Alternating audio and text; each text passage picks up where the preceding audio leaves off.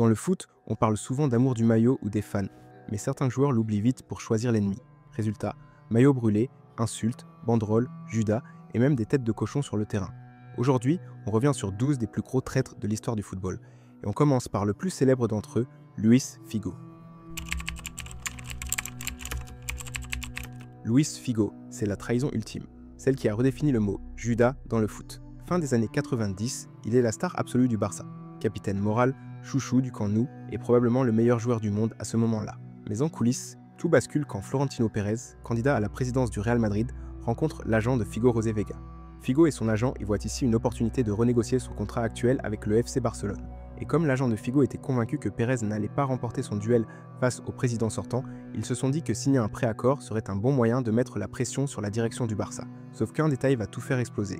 Si Pérez est élu et que Figo ne rejoint pas le Real, son agent doit payer 30 millions d'euros à Pérez. Une fois ce préaccord signé, Pérez annonce que s'il est élu président, Figo sera un joueur du Real. Pérez gagne les élections. Et là, c'est trop tard. Figo est forcé d'honorer l'accord où son camp doit payer une somme délirante. Résultat, un transfert record pour l'époque, environ 60 millions d'euros. Quand il revient au Camp Nou, l'ambiance est ahurissante. Sifflets assourdissants, billets jetés, insultes, policiers autour du terrain et surtout, une tête de cochon atterrit près du corner. Une image qui marque l'histoire du football. Figo ne regrettera jamais son choix car il gagnera 2 Ligas et une Ligue des Champions avec le Real, mais deviendra l'ennemi public numéro 1 en Catalogne. Place maintenant à l'un des retournements de veste les plus marquants du football espagnol. Luis Enrique passe 5 saisons au Real Madrid, de 1991 à 1996. Joueur important, polyvalent, apprécié pour son caractère, il gagne une Liga et une Coupe du Roi, mais il se sent sous-estimé. Il veut un rôle central. Madrid ne lui offre qu'une prolongation faible qu'il refuse. Libre à l'été 1996, il choisit le FC Barcelone. Direct, sans détour. Il arrive en Catalogne et très vite, il devient l'un des chouchous du Camp Nou parce qu'il joue avec le cœur, parce qu'il court partout, parce qu'il adopte immédiatement la culture Barça. Et surtout, il assume totalement. Face au Real, il célèbre sans retenue. En 1997, il marque au Bernabéu et explose de joie. Plus tard, il lâche « Marquer ici, c'est un plaisir ». Détesté à Madrid, adoré à Barcelone, il devient capitaine, remporte 2 Ligas, une Coupe d'Espagne et s'impose comme une figure du vestiaire.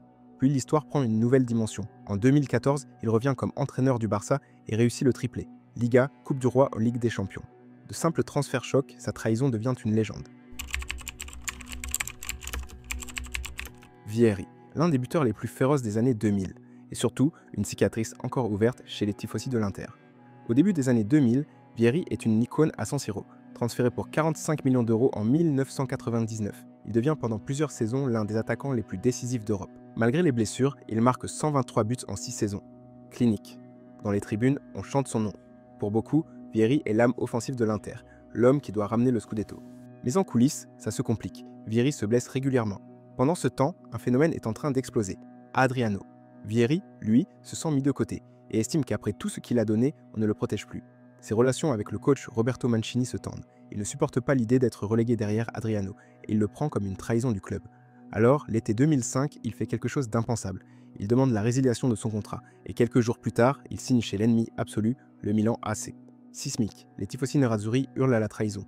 Pas seulement parce qu'il part, mais parce qu'il part sans indemnité, gratuitement, pour renforcer l'autre camp.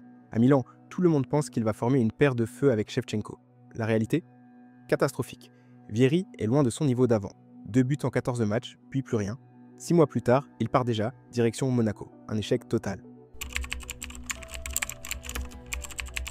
Roberto Baggio, génie absolu, et pourtant l'un des noms les plus associés à la trahison en Italie.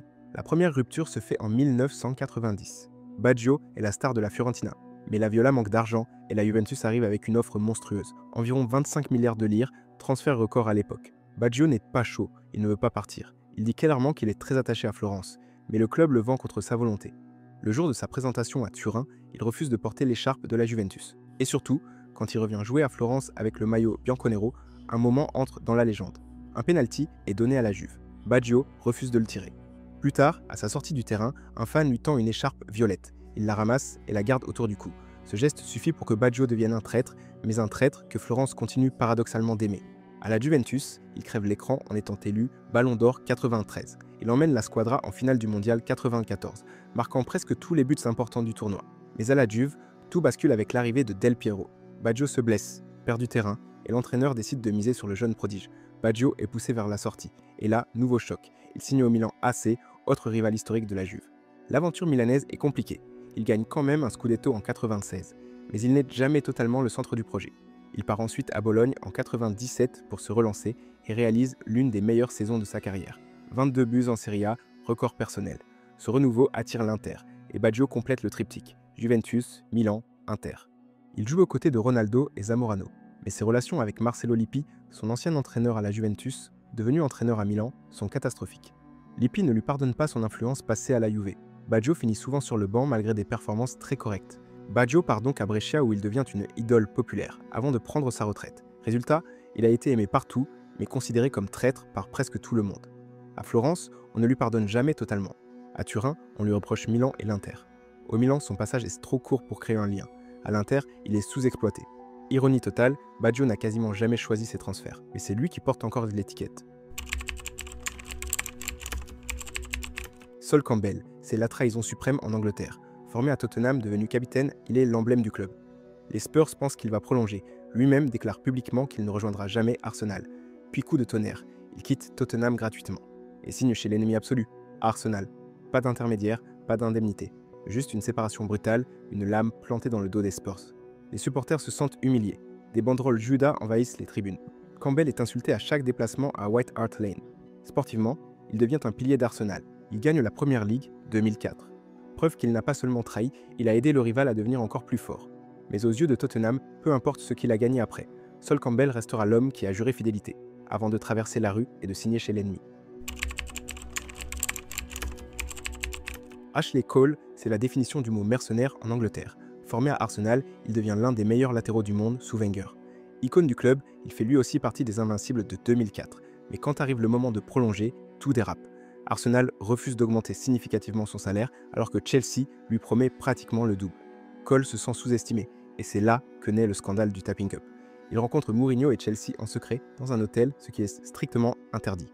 L'affaire fuite, il est sanctionné par la fédération anglaise et se fait surnommer Cashley Cole. Finalement, il signe à Chelsea en 2006. Pour les fans d'Arsenal, c'est la trahison ultime. Quitter le club qui t'a tout donné, pour un chèque et le rival londonien. Ironie du destin, Ashley Cole va gagner la Ligue des Champions avec Chelsea et devenir l'un des meilleurs de l'histoire à son poste. Mais pour les supporters d'Arsenal, il restera l'homme qui a choisi l'argent plutôt que le cœur. Et encore une fois, Arsenal se retrouve au cœur d'une trahison monumentale. Robin van Persie, capitaine, star absolue, idole de l'Emirates, ses buts maintiennent le club au plus haut niveau. Les fans l'adorent, il est vu comme le leader du projet. Mais en coulisses, ça coince. Van Persie veut un effectif capable de gagner la Première Ligue. Il sent que le club manque d'ambition. Wenger, lui, refuse de bouleverser son projet. Alors Van Persie prend une décision inimaginable. Il annonce qu'il ne prolongera pas. Et en quelques semaines, il signe à Manchester United. Lors de son arrivée, il déclare « J'ai écouté le petit garçon en moi ». Un coup de poignard. Arsenal perd son capitaine et offre son meilleur joueur à Ferguson pour son dernier titre. La blessure est encore plus profonde parce que Van Persie explose à Old Trafford. Il plante but sur but, offre le titre à United dès sa première saison et célèbre même lorsqu'il marque face aux Gunners. Carlos Tevez, héros de Manchester United, vainqueur de la Ligue des Champions, fer de lance de l'attaque avec Ronaldo et René, un joueur adoré par Old Trafford, symbole du nouveau United. Mais à la fin de son prêt, tout bascule. United tarde à lever l'option d'achat. Ferguson hésite, négocie, et Tevez se sent mis de côté. Manchester City, nouvellement racheté, voit l'opportunité et saute dessus. Tevez signe chez l'ennemi juré. Le choc est énorme, la provocation est immédiate. City lance une campagne d'affichage géante. Welcome to Manchester avec la photo de Tevez. United bouillonne. Sportivement, c'est un carton. Tevez devient l'un des visages du City nouveau, le premier symbole du projet émirati. Cette fois, direction la France. Et encore une histoire qui pique. Frédéric Déhu, capitaine du PSG au début des années 2000, est leader respecté et exemplaire. Il affirme vouloir terminer sa carrière à Paris. Le parc l'aime bien, il incarne une forme de stabilité dans un club encore chaotique. Mais au moment de prolonger, tout se crispe, les négociations traînent et l'OM se glisse dans l'espace. Marseille lui propose un contrat solide. Déhu accepte. Paris tombe des nues. Les supporters se sentent trahis. Lors de son retour au parc, l'accueil est glacial. Sifflets, insultes. Pour beaucoup, c'est une blessure intime. Le capitaine a changé de camp. Ironie du sort. À Marseille, il ne deviendra ni un cadre incontestable, ni un symbole fort. Au final, la trace laissée est simple. À Paris, il a brisé une promesse. À Marseille, il n'a jamais vraiment trouvé sa place. S'il y a bien un joueur qui a réussi l'exploit d'être sifflé à Paris et à Marseille, c'est lui, Fabrice Fiorez. Arrivé au PSG au début des années 2000, il devient rapidement un joueur apprécié du parc, énergique, provocateur, capable d'allumer les défenses. Le public l'aime bien et lui rend l'appareil. Quelques jours avant son départ, il déclare même vouloir rester longtemps à Paris. Sauf que, en interne, l'ambiance est tout autre. Sa relation avec l'entraîneur Vahid Halilovic se dégrade fortement. Le club ne compte plus vraiment sur lui, et l'OM, flairant le bon coup, débarque. Et là, c'est le choc. Fiorez signe à Marseille, l'ennemi juré. Le timing est terrible, il venait de jurer fidélité au club. Pour les supporters, ce n'est pas juste un transfert, c'est une trahison morale, promesse brisée, départ précipité, et en plus, pour l'OM. Lors de son retour au parc, l'accueil est glacial. Huées massive, insultes, banderoles affichées spécialement pour lui. L'image du chouchou s'effondre. Et le plus ironique, son passage à Marseille est un échec complet. Peu décisif, jamais vraiment adopté, il finit par disparaître du radar et symbolise aujourd'hui le joueur qui voulait être aimé partout, mais qui a fini détesté des deux côtés. Dans les années 2000, on commence à se rendre compte que le PSG et l'OM adorent s'échanger leurs traîtres, et le prochain en est l'exemple parfait. Gabriel Heinz, c'est l'un des défenseurs les plus aimés du PSG au début des années 2000. Un joueur de caractère, dur sur l'homme, adoré pour sa grinta, son engagement, son côté guerrier. Après Paris, il file à Manchester United, puis au Real Madrid. Et quand il décide de revenir en Ligue 1, tout le monde pense qu'il pourrait revenir au PSG. Mais non, il choisit l'OM. Et il arrive avec une phrase simple. Je choisis le projet sportif, pas les souvenirs. Pour les supporters du PSG, c'est vécu comme une trahison totale.